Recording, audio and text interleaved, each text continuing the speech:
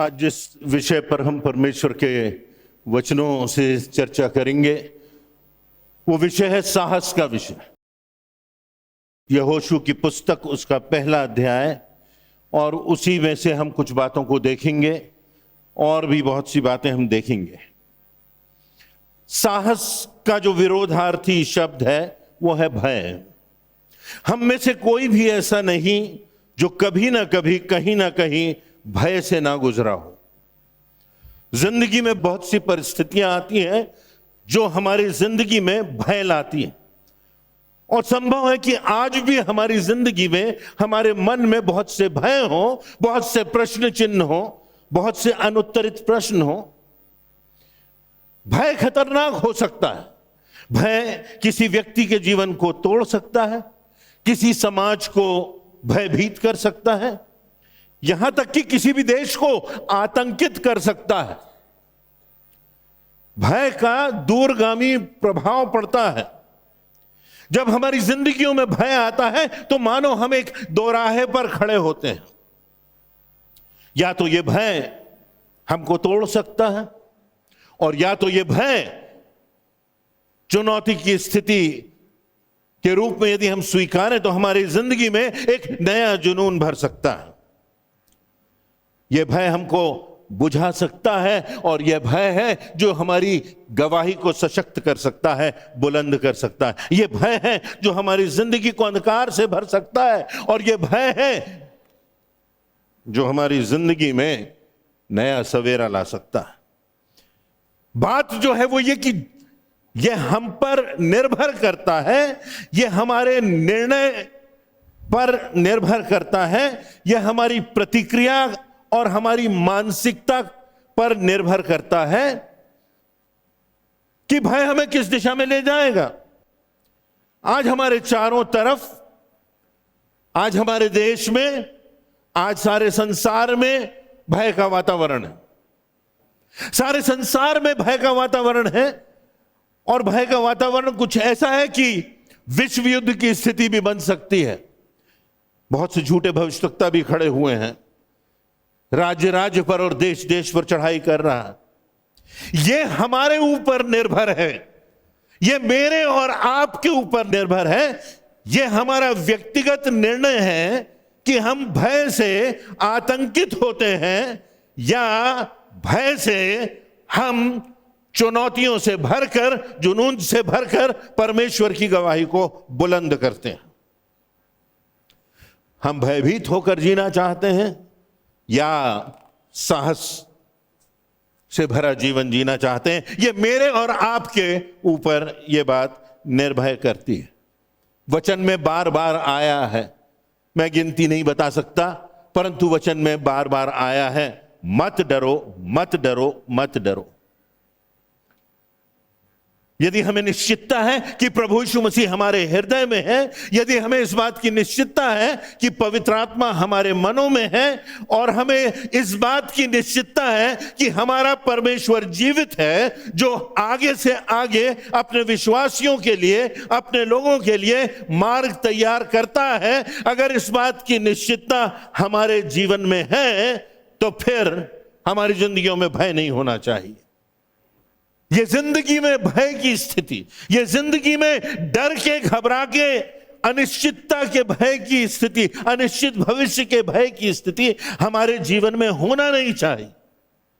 और अब समय है कि विश्वासी जो है वो निर्भीकता से आगे बढ़े।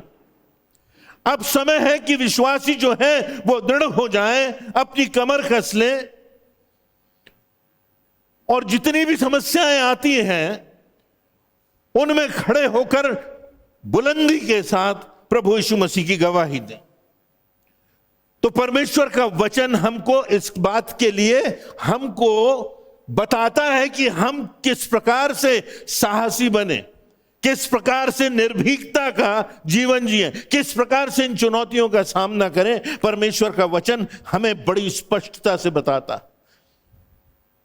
यदि आप यहोशू की पुस्तक उसका पहला अध्याय और उसकी दूसरी आयतों से आगे देखेंगे तो यहां पर लिखा हुआ है, मेरा दास मूसा मर गया है, सो अब तू उठ, कमर बांध, इस सारी प्रजा समेत यरदन पार होकर उस देश को, जैसे मैंने अर्थात इस्राएलियों को मैं देता हूं उस वचन के अनुसार जो मैंने मूसा से कहा था, अर्थात जिस स्थान पर तुम पांव धरोगे वह मैं तुम्हें दे दूंगा।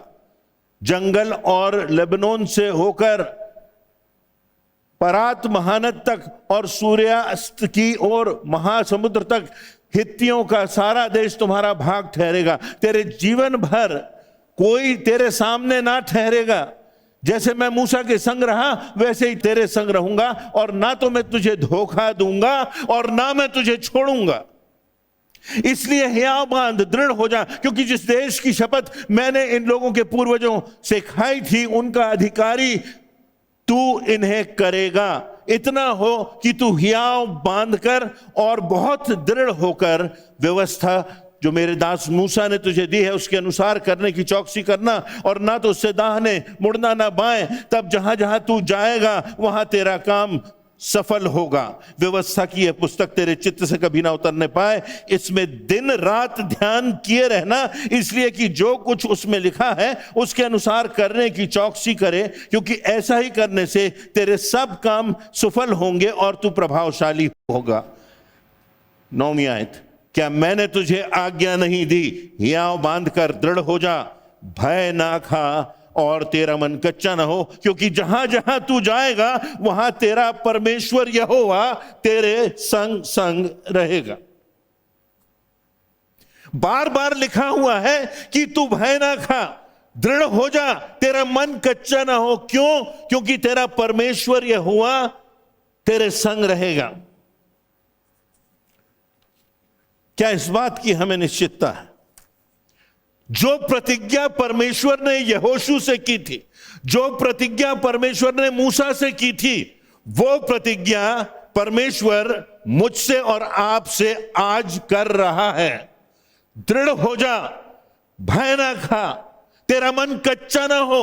तू जहां जहां जाएगा तेरा यहोवा परमेश्वर तेरे संग होगा। पर बात यह है कि क्या हमने इस बात पर संपूर्णता से विश्वास किया है? क्या इस बात को हमने अपने मस्तिष्क में, अपने हृदय में उतारा? देखिए, भय खाना, भयभीत होना कोई पाप नहीं है। हम सब इससे गुजरते हैं, और मैं ये कहूं तो अतिशयोक्ति ना होगी कि हम में से हर कोई किसी ना किसी भय से गुजर रहा है, और ये भय हमको कहीं ना कहीं प्रभावित कर रहा है, रोक रहा।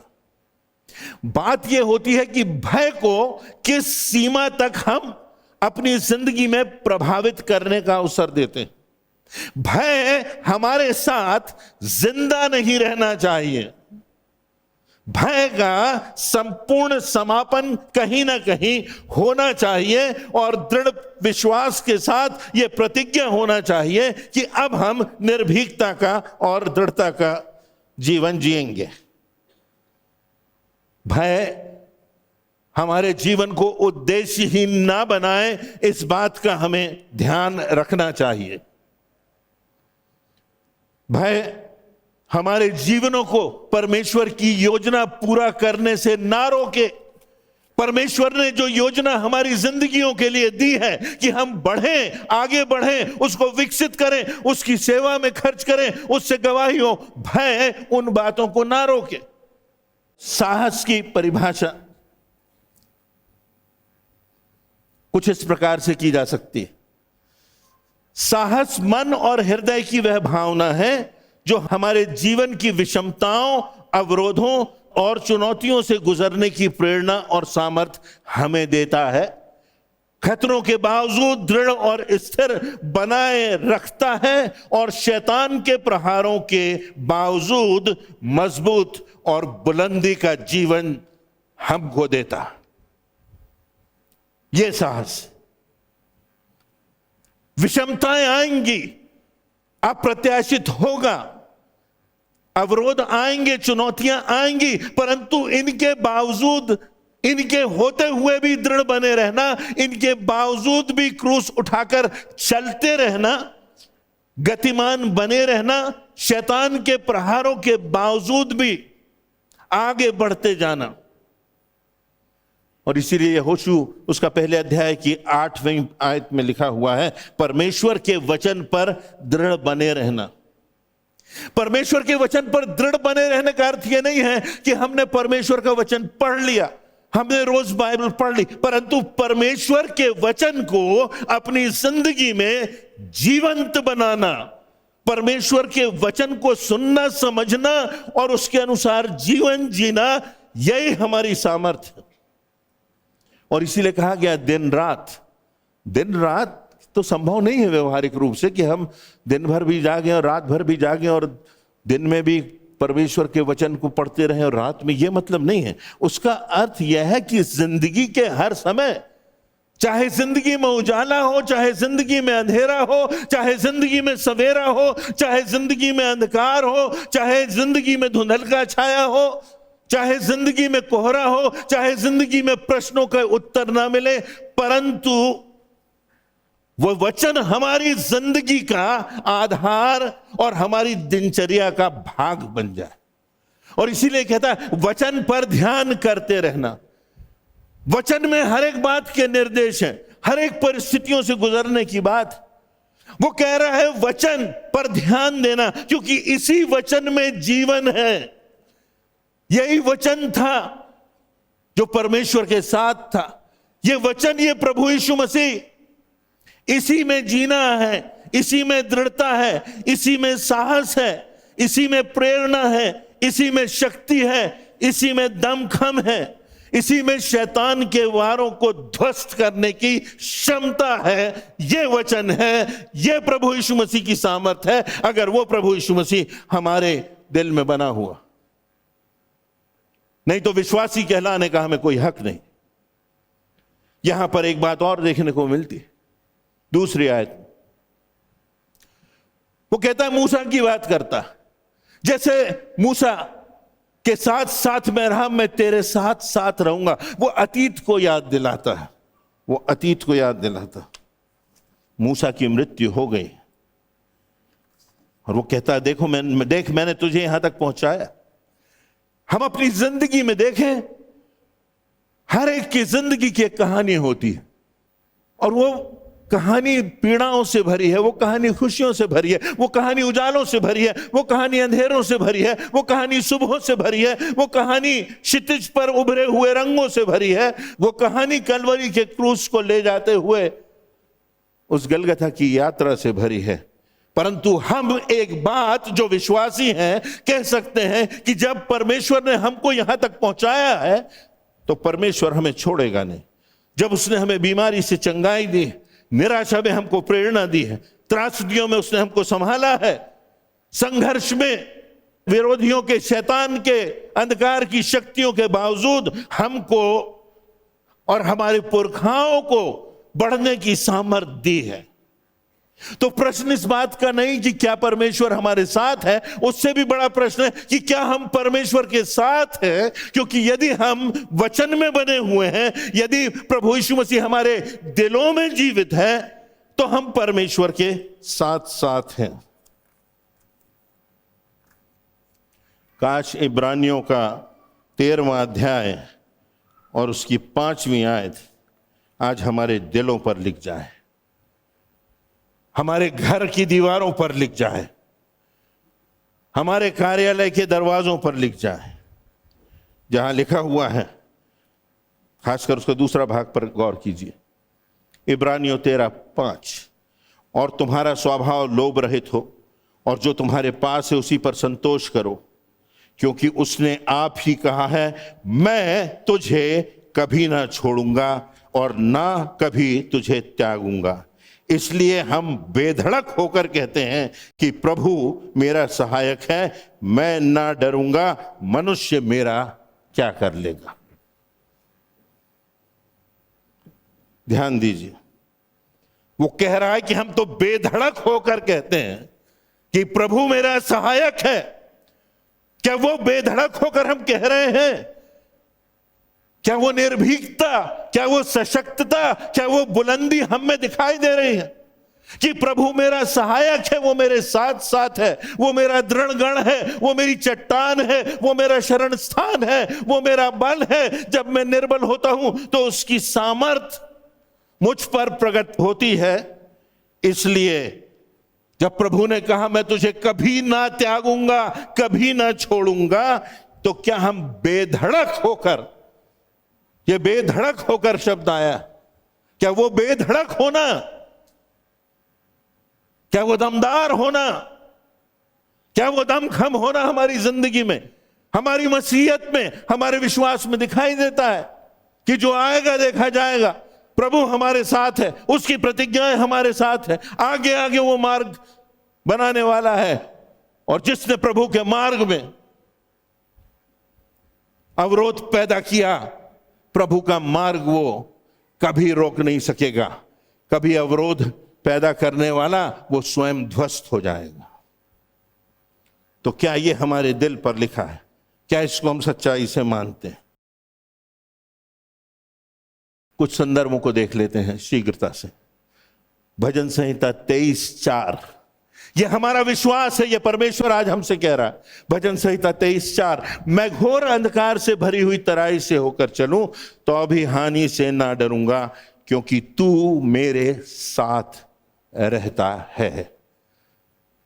आज अगर हम घोर अंधकार की तराई से होकर गुजर रहे हैं तो घोर अंधकार की तराई से बचाने की प्रभु प्रतिज्ञा नहीं करता। वो कहता मैं तेरे साथ रहता हूं, मैं तेरे साथ हूं। राजाओं का राजा, प्रभुओं का प्रभु, सर्वज्ञानी, सर्व सामर्थी, सर्वशक्तिमान, तुझे जिंदगी देने वाला, मैं तेरे साथ हूं। भजन संहिता 32:6 और 7। इस कारण हर एक भक्त तुझसे ऐसे समय में प्रार्थना करे कि जब तू मिल सकता है। निश्चय जब जल की बड़ी बाढ़ आए तो अभी उस भक्त के पास ना पहुंचेगी। तू मेरे छिपने का स्थान है। और एक बड़ी खूबसूरत बात उसके बाद लिखी हुई है, तू संकट में मेरी रक्षा करेगा, तू मुझे चारों ओर से छुटकारे के गीतों से घेर लेगा। जब तू गम में होगा, जब तू टूटा हुआ होगा, जब तू अंधकार की तराई से गुजरेगा, तो तू मुझे चारों ओर से छुटकारे के गीतों से घेर लेगा, गीतों से घेर लेगा। एक बात और हमें नहीं भूलना है, जो प्रकाशित वाक्य 21:8 में लिखी है, वहां पर लिस्ट है, आप देख लेना कि किसका भाग नरक में जो आग और गंधक से जलती रहती है, कौन लोग हैं, वो लिस्ट है। और उसमें नंबर 1 स्थान पर आया है, पहले स्थान पर आया है डरपोक, डरपोक, the top of the list. पहला यूहन्ना 4:18, प्रेम में भय नहीं होता, वरन सिद्ध प्रेम भय को दूर कर देता है, क्योंकि भय से कष्ट होता है, और जो भय करता है वह प्रेम में सिद्ध नहीं हुआ। क्या मैं और आप उस प्रभु यीशु मसीह के प्रेम में सिद्ध हो चुके हैं?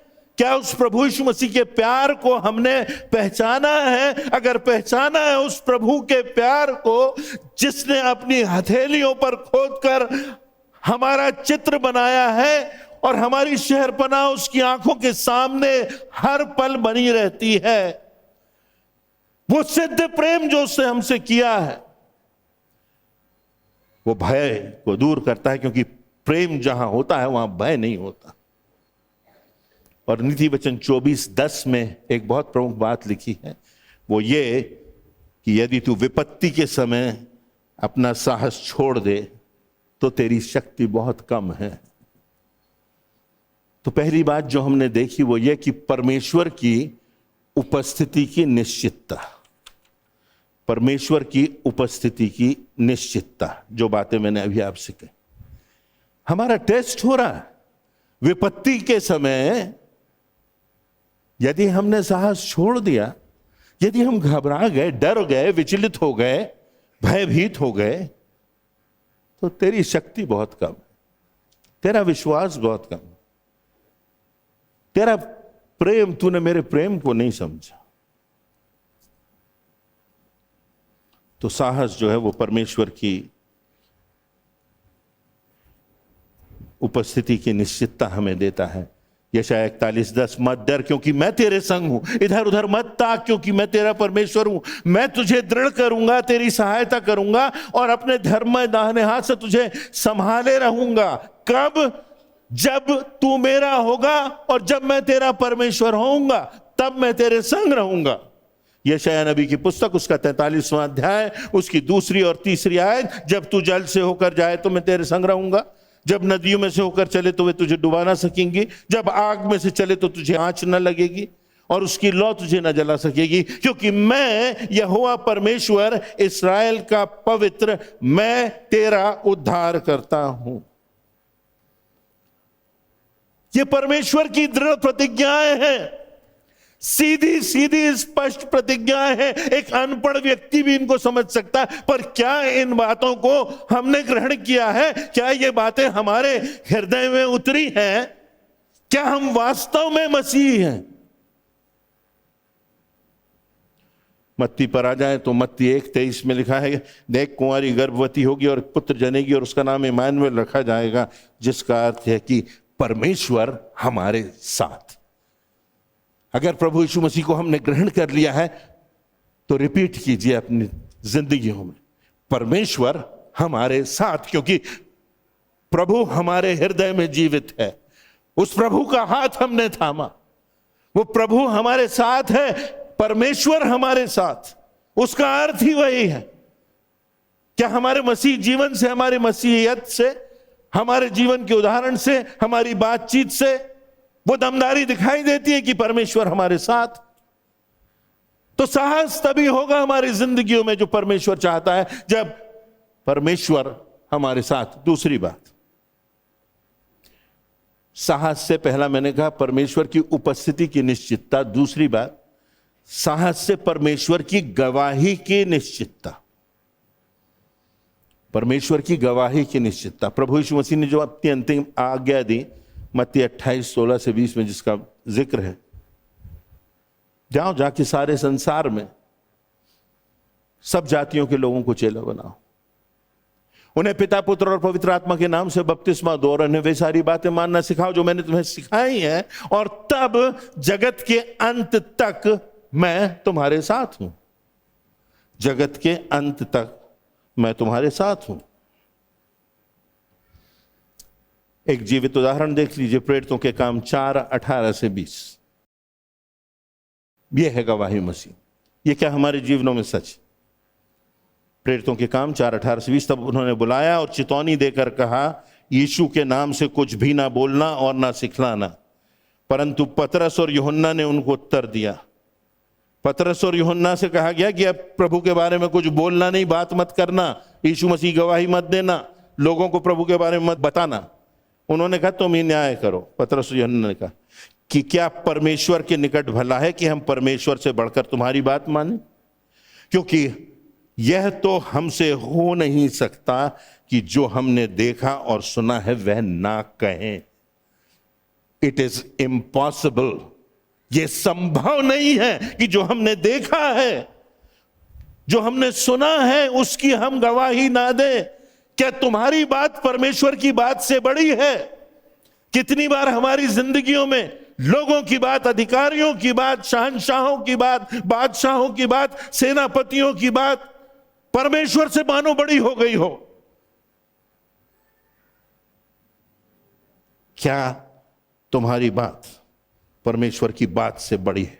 और यह हो नहीं सकता कि जो हमने देखा है, जिसका हमने अनुभव किया है, ना बता।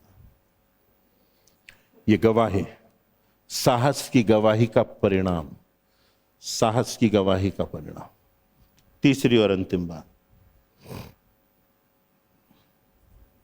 साहस, अंतिम विजय की निश्चितता। क्या हम चाहते हैं कि अंतिम विजय हमारी हो? क्या हम चाहते हैं कि इस संसार के बाद हम अपने अंतिम शत्रु मृत्यु को पराजित करके उस परमेश्वर के धाम में पहुंचे? क्या हम चाहते हैं ऐसा? तो फिर परमेश्वर की प्रतिज्ञा है कि अंतिम विजय हमारी।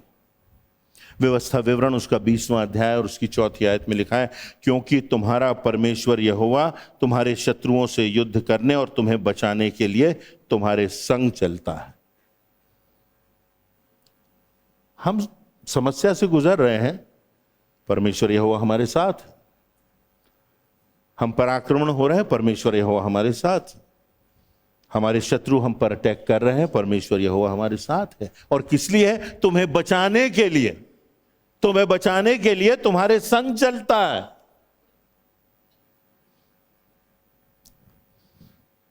उसी में जय है।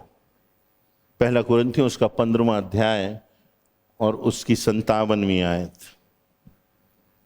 परंतु परमेश्वर का धन्यवाद हो जो हमारे प्रभु यीशु मसीह के द्वारा हमें जयवंत करता है, हमें जयवंत करता है। हमारा प्रभु यीशु मसीह, हमारा परमेश्वर, धन्यवाद हो कि हमें जयवंत करता है। पर हमारी गवाही तो बुलंद हो, हमारा विश्वास तो बुलंद हो।